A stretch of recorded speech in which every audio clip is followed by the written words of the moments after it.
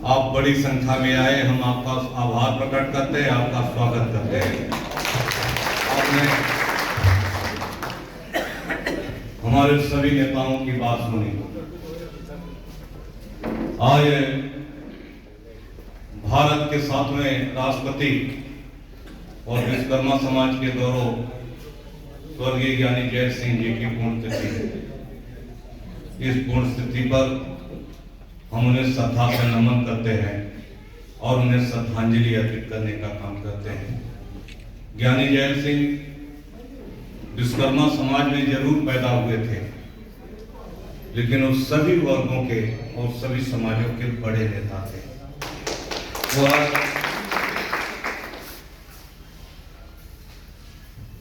पंजाब के एक गरीब पढ़े परिवार में पैदा हुए थे। अपने संघर्ष करते हुए संघर्ष के बल पर वो पंजाब के मुख्यमंत्री बने, देश के गृह मंत्री बने और देश की सबसे बड़ी कुर्सी राष्ट्रपति की कुर्सी पर पहुंचे। उन्होंने एक रास्ता दिखाया इस देश के समाज के गरीबों के लिए, पिछड़ों के लिए, कि अगर मन में सच्ची लगन हो और संघर्ष करने की क्षमता हो तो अपने संघर्ष के बल पर अडिग रह करके व्यक्ति बड़ी से बड़ी ऊंचाई तक पहुंच सकता है। कभी गरीबी और कभी जाति आड़े नहीं आती। अगर मनुष्य संकल्प कर ले तो राष्ट्रपति की कुर्सी पर पहुंच सकता है। जैसा कि ज्ञानी जैल सिंह एक विश्वकर्मा परिवार में, गरीब परिवार में पैदा होकर के मुख्यमंत्री से लेकर के राष्ट्रपति की कुर्सी पर पहुंचने का काम किया। और जैसे महापुरुष के यहाँ पर पुण्यतिथि मना रहे, वो स्वतंत्रता संग्राम सेनानी थे, समाज सुधारक थे, देशभक्त थे और गरीबों, पिछड़ों, दलितों और शोषितों की लड़ाई लड़ने वाले वह एक बहुत बड़े जननेता थे और लगातार संघर्ष करते हुए देश की आजादी में संघर्ष किया। अंग्रेजों से बार बार लड़ते हुए ज्ञानी जैल सिंह सैकड़ों बार जेल में गए।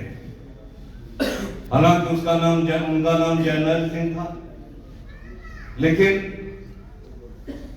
बार बार जेल में जाने के कारण उनका नाम जर्नैल सिंह से बदल करके जैल सिंह हो गया और जैल सिंह की उपाधि से वो देश की सबसे बड़ी कुर्सी राष्ट्रपति के पद पर बैठे और वहीं से उन्होंने जो है पूरे हिंदुस्तान को जो है गरीबों को संदेश देने का काम किया। हालांकि ये बात अलग है, वो कांग्रेस पार्टी के नेता थे और कांग्रेस पार्टी में रह करके समाज सेवा करते हुए इतने बड़ी कुर्सी पर पहुंचने का काम किया। लेकिन आज हम लोगों को ये भी सोचना चाहिए कि जिस पार्टी के वो मुख्यमंत्री रहे हों, जिस पार्टी के वो गृह मंत्री रहे हों और जिस पार्टी को राष्ट्रपति बने हैं, जिस पार्टी से, वो पार्टी ज्ञानी जैल सिंह की पुण्यतिथि, जन्मतिथि नहीं मनाती। क्यों? वो पिछड़ी जाति में विश्वकर्मा परिवार में पैदा होने लगे। अगर नेहरू खानदान में पैदा होते तो कांग्रेस के लोग उनकी भी जन्मतिथि पुण्यतिथि मनाते। ये हमने शुरू किया।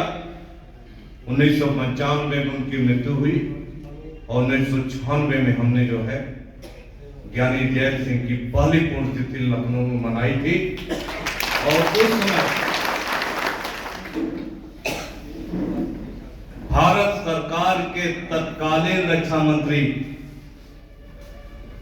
और हमारे नेता माननीय मुलायम सिंह यादव जी को उनकी पुण्यतिथि में बुलाने का काम किया और वो जो उस समय हमारी जो कार्यक्रम में रक्षा मंत्री जब आए नेताजी, तो कई लोगों ने मुझसे पूछा कि ज्ञानी जय सिंह तो कांग्रेस पार्टी के, आप तो इनकी पुण्यतिथि मना रहे हैं।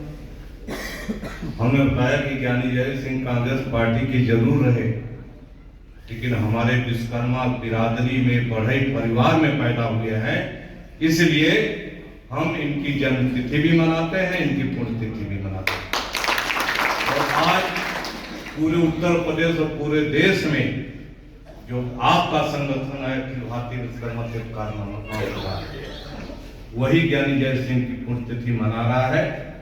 कांग्रेस का कोई नेता या कांग्रेस का कोई जो है उसका व्यक्ति पुण्यतिथि नहीं मनाने का काम। तो आपको सोचना चाहिए, चाहे भारतीय जनता पार्टी हो चाहे कांग्रेस पार्टी हो, ये दोनों बड़े लोगों के जो है समर्थक हैं। ये गरीब दलित पिछड़े ये आपके समर्थक नहीं हो सकते, आपके महापुरुषों को सम्मान नहीं दे सकते। ये सम्मान केवल दे सकते हैं तो केवल समाजवादी लोग दे सकते हैं, जो माननीय मुलायम सिंह यादव जी ने ज्ञानी जय सिंह को सम्मान देने का काम किया था और ज्ञानी जय सिंह की पहचान उत्तर प्रदेश में बनाने का काम किया था। वो जो है आज तक किसी दूसरे दल के नेता ने वो पहचान बनाने का काम। विश्वकर्मा समाज के भाइयों, आपको इस बात को समझना चाहिए। हालांकि वो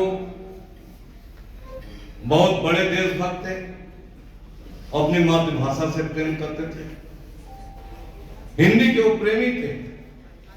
और आपको यह भी मालूम होना चाहिए कि राष्ट्रपति पद पर पहुंचने के बाद ऐसे समय में जब पूरे हिंदुस्तान में अंग्रेजी का बोलबाला हो, ऐसे समय में ज्ञानी जय सिंह ने अपना राष्ट्रपति भवन का सारा कामकाज हिंदी में उन्होंने निपटाने का काम किया था। ये उनका इस देश के और अपनी मातृभाषा के प्रति उनका बहुत बड़ा प्रेम था। और एक बार हम लोग उस समय विद्यार्थी थे, जब सिविल परीक्षा में आईएएस की परीक्षा में हिंदी को लागू करने को लेकर के जब प्रतियोगी आईएएस की परीक्षा देने वाले छात्र जो है जब यूनियन पब्लिक सर्विस कमीशन के सामने धरना देने का काम किया था, तो आप उस समय ज्ञानी जय सिंह पूर्व राष्ट्रपति का प्रोटोकॉल तोड़ करके पब्लिक सर्विस कमीशन में हिंदी को लागू करने के लिए छात्रों के साथ धरने पर बैठने का काम किया, और जिसका यह नतीजा हुआ कि केंद्र की आईएएस की परीक्षा में हिंदी को केंद्र सरकार ने लागू किया, और उसका यह नतीजा यह हुआ कि उसी के चलते जो है हिंदी के लागू होने के चलते उत्तर भारत के, उत्तर प्रदेश के और पूर्वी क्षेत्र के बहुत बड़ी संख्या में हिंदी बोलने वाले, हिंदी पढ़ने वाले लड़के आईएएस, कलेक्टर और कप्तान बनने का काम किया जो है वो ज्ञानी जय सिंह की सबसे बड़ी जो प्रयास। उत्तर प्रदेश में 1989 में माननीय मुलायम सिंह यादव जी जब उत्तर प्रदेश के मुख्यमंत्री बने, तो उन्होंने उत्तर प्रदेश के मुख्यमंत्री बनने के बाद उत्तर प्रदेश की पीसीएस की परीक्षा में हिंदी भाषा को लागू करने का काम किया था। तो हमारे ऐसे गांव गरीब के लड़के जो गांव से आने वाले, पृष्ठभूमि के आने वाले, जो हिंदी बोलते हैं और हिंदी में पढ़ाई करते हैं, अंग्रेजी में वो जो नहीं लिख पढ़ सकते, ऐसे लोग बड़ी संख्या में, हमारे समाज के भी लोग बड़ी संख्या में पीसीएस क्वालिफाई करके कोई एसडीएम बन गया, कोई डिप्टी एसपी बन गया। ये श्रद्धेय मुलायम सिंह यादव जी की देन थी उत्तर प्रदेश में जो है पीसीएस की परीक्षा में हिंदी को लागू करने को लेकर। हम कहना चाहते हैं आज दोनों महापुरुष हमारे बीच में नहीं, लेकिन हमें याद ये बात को करना चाहिए कि हमें हमारे महापुरुषों ने काम क्या किया, और उस काम को हम अगर पीढ़ियों को बताने का काम नहीं करेंगे, उनके रास्ते पर चलने का काम हम नहीं करेंगे, तो आगे आने वाले दिनों में हमारी पीढ़ियों को कोई जो है अच्छा जो है दिशा निर्देश नहीं मिल सकता है, हम दिशा विहीन हो सकते हैं। इसीलिए हम लोग अपने महापुरुषों की पुण्यतिथि और जन्मतिथि मनाने का काम करते हैं, ताकि हमारे महापुरुषों ने जो काम किया है उन कामों को हम आप लोगों के बीच में बता करके आगे का अपना रास्ता तय करने का। विश्वकर्मा परिवार में थे, विश्वकर्मा वैज्ञानिक जैसे, लेकिन हिंदुस्तान के आज तक होने वाले राष्ट्रपतियों में सबसे मजबूत राष्ट्रपति हुए थे।